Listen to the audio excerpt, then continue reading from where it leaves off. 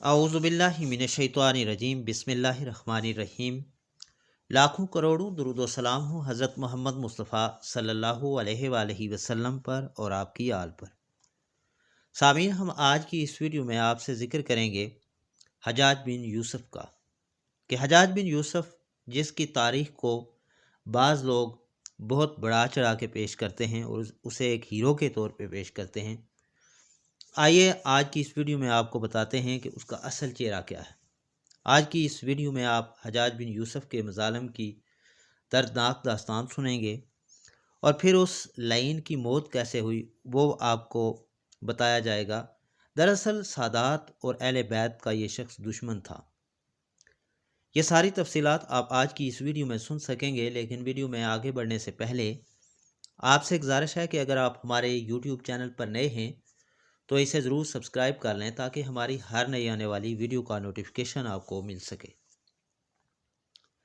सामीन, हज्जाज बिन यूसुफ़ की मौत के बाद जब कैदियों को शुमार किया गया तो उनमें 1,20,000 मर्द और 20,000 औरतें थीं और उनमें 4,000 ऐसी औरतें थीं जिनके जिस्म पर लिबास नहीं था और ये कैदी एक ही चार दीवारी में कैद थे। कैदखाना की छत नहीं थी। जब कोई कैदी गर्मी से बचने के लिए अपने हाथ से अपने चेहरे पर साया करता तो जिंदान के सिपाही उसको पत्थर मारते थे। कैदियों को जौ की रोटी में रेत मिलाकर खाना दिया जाता और पीने के लिए उन्हें कड़वा पानी दिया जाता था। हज्जाज लईन बेगुनाह अफराद और बिलखुसूस सादात के खून बहाने को एजाज समझता था। एक मरतबा उस मलून ने रोज़ा रखना चाहा तो नौकरों को हुक्म दिया कि उसके लिए मनपसंद सहरी और अफ्तारी का एहतमाम किया जाए। चुनांचे अशारा फहम नौकरों ने उसके लिए ऐसी रोटियां तैयार की जिनके लिए आटा सादात के खून से गूंदा गया था। इस लाइन ने इन रोटियों से सहरी और अफ्तारी की। इस मलून को हमेशा इस बात का दुख रहता था कि वो करबला में मौजूद ना था, वरना आले रसूल पर शिमर लाइन से भी बढ़कर जुल्म करता। हज्जाज ने कूफा और बसरा के दरमियान वास्ता नाम के शहर की बुनियाद रखी थी, जहां वो 9 माह से ज़्यादा अरसा क़याम न कर सका और 53 साल की उम्र में जहन्नम वासल हो गया। इब्न खलकान लिखते हैं कि हज्जाज को आर्ज़ाए आकला लाहुक हो गया था। उसके जिस्म के अंदर बिच्छू नुमा कीड़े पैदा हो गए थे। एक तबीब को बुलाया गया तो उसने गोश्त नुमा एक टुकड़ा रेशम की डोरी के साथ बांधा और हज्जाज को कहा कि वो इस गोश्त के टुकड़े को निगल ले। हज्जाज ने गोश्त का टुकड़ा निगला और कुछ देर बाद रेशम की डोरी से उस टुकड़े को वापस खींचकर मैदे से निकाला गया तो इस टुकड़े पर बहुत सारे बिच्छू नुमा कीड़े चिमटे हुए थे। इस अजाब इलाही के अलावा अल्लाह ताला ने हज्जाज के जिस्म पर सर्दी को मुसल्लत कर दिया था और उसके अतराफ में दिन रात कोयलों की अंगीठियाँ जलाई जाती थी, लेकिन वो फिर भी सर्दी से चिल्लाता रहता था। उसने ख्वाजा हसन बसरी से अपने दर्द व अलम की शिकायत की तो उन्होंने कहा कि मैंने तुझे बेगुनाह अफराद और बिलखुसूस सादात के कत्ल से बारहा मना किया था, लेकिन तू बाज ना आया। आज तू इसी का खमियाजा भुगत रहा है। हज्जाज ने कहा, मैं खुदा से ये दुआ नहीं करता कि वो मुझे दोज़ख से आज़ाद फरमाए। मेरी बस इतनी सी दुआ है, जल्दी से मेरी रूह कब्ज़ कर ले ताकि मैं इस अजियत से छुटकारा हासिल कर लूँ। सामीन, काजी नूरुल्लाह शोस्तरी मजालसुल मोमिनीन में लिखते हैं कि मौत के वक्त हज्जाज रोने लगा।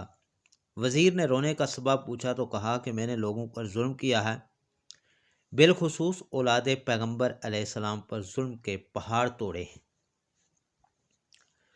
खुशामदी वज़ीर कहने लगा कि अमीर, आप क्यों घबराते हैं? आपने जो कुछ भी किया है दलील और बुरहान के साथ किया है और उसे किसी तरह भी जुल्म नहीं करार दिया जा सकता। हज्जाज ने कहा कि अगर क़यामत के दिन मुझे हुकूमत दी जाए और तो उस दिन मेरा वज़ीर हो, यानी उस दिन तू मेरा वज़ीर हो, तो उस दिन भी यही दलील और बुरहान हमें काम देगी। सुनो, मैं बखूबी जानता हूँ कि मेरी मौत का वक्त आ चुका है और दोज़ख मेरा इंतज़ार कर रही है। खुदा ने चाहा तो दोज़ख में भी तेरी और मेरी जोड़ी قائم رہے گی۔ اسی طرح حضرت سعید بن جبیر جو کہ ایک تابعی بزرگ تھے، ایک دن ممبر پر بیٹھے ہوئے یہ الفاظ ادا کیے کہ حجاج ایک ظالم شخص ہے۔ ادھر جب حجاج کو پتہ چلا کہ آپ میرے بارے میں ایسا گمان کرتے ہیں تو آپ کو دربار میں بلا لیا اور پوچھا کہ کیا تم نے میرے بارے میں ایسی باتیں بولی ہیں؟ تو آپ نے فرمایا ہاں بالکل، تو ایک ظالم شخص ہے۔ یہ سن کر حجاج کا رنگ غصے سے سرخ ہو گیا اور آپ کے قتل کے احکامات جاری کر دیے۔ جب آپ کو قتل کے لیے دربار سے باہر لے کر جانے لگے تو آپ مسکرا دیے۔ حجاج کو آپ کا مسکرانا ناگوار گزرا۔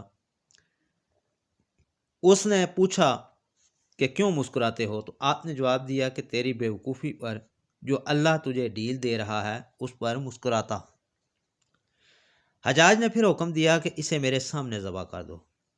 جب خنجر گلے پر رکھا گیا تو آپ نے اپنا رخ قبلہ کی طرف کیا اور یہ جملہ فرمایا کہ اے اللہ، میرا چہرہ تیری طرف ہے، تیری رضا پر راضی ہوں۔ جب انہوں نے یہ الفاظ بولے تو یہ حجاج یعنی آپ کہنے لگے کہ یہ حجاج نہ موت کا مالک ہے اور نہ زندگی کا۔ جب حجاج نے یہ سنا تو بولا کہ اس کا رخ قبلہ کی طرف سے پھیر دو۔ جب قبلہ سے رخ پھیرا تو آپ نے فرمایا کہ یا اللہ، رخ جدھر بھی ہو تو ہر جگہ موجود ہے، مشرق و مغرب ہر طرف تیری حکمرانی ہے۔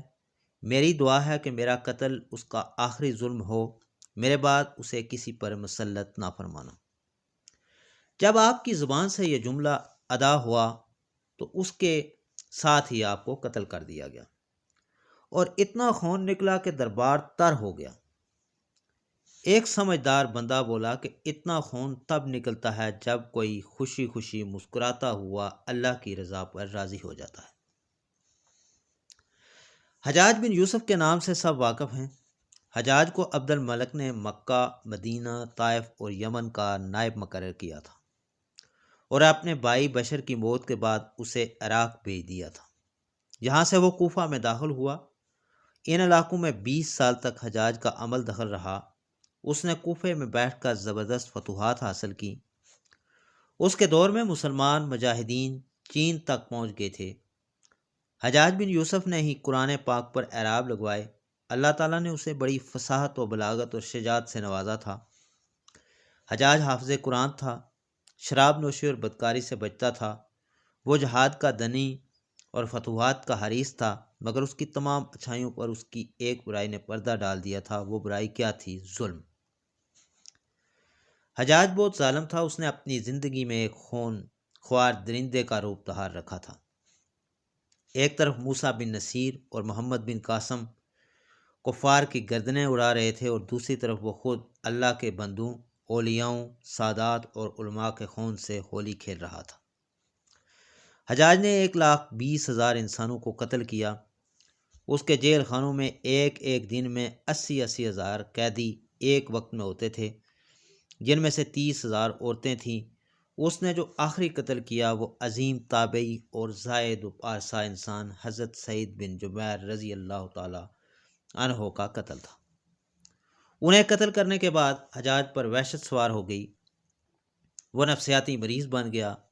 حجاج جب بھی سوتا حضرت سعید بن جبیر اس کے خواب میں آ کر اس کا دامن پکڑ کر کہتے کہ اے دشمن خدا، تو نے مجھے کیوں قتل کیا ہے؟ میں نے تیرا کیا بگاڑا تھا؟ جواب میں حجاج کہتا کہ مجھے اور سعید کو کیا ہو گیا ہے؟ اس کے ساتھ حجاج کو وہ بیماری لگ گئی، زمہریری۔ کہا جاتا ہے کہ اس میں سخت سردی کلیجے سے اٹھ کر سارے جسم پر چھا جاتی تھی۔ وہ کانپتا تھا۔ آگ سے بھری انگیٹھیاں جس طرح کہ ہم نے آپ کو بتایا کہ اس کے پاس رکھی جاتی تھیں اور پھر بھی اس کو کوئی افاقہ نہیں ہوتا تھا۔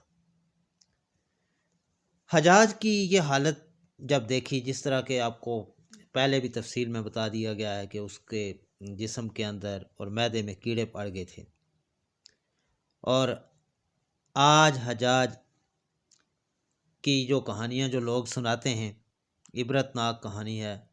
کچھ لوگ اس کو بہت بڑھا چڑھا کے ہیرو کے طور پہ پیش کرتے ہیں، جبکہ ایسا نہیں ہے۔ اللہ ظالم کی رسی دراز ضرور کرتا ہے، لیکن جب ظالم سے حساب لیتا ہے تو فرشتے بھی خشیت الہی سے کانپتے ہیں، عرش ہل جاتا ہے۔ اللہ ظالموں کے ظلم سے ہم سب کو محفوظ رکھے۔ اور یقیناً آپ کو یہ ویڈیو اچھی لگی ہوگی، اسے دوسروں کے ساتھ بھی ضرور شیئر کیجیے۔ اجازت دیجیے، جلد ہی نئی ویڈیو کے ساتھ ایک بار پھر آپ کی خدمت میں حاضر ہوں گے۔ اس وقت تک کے لیے اللہ حافظ۔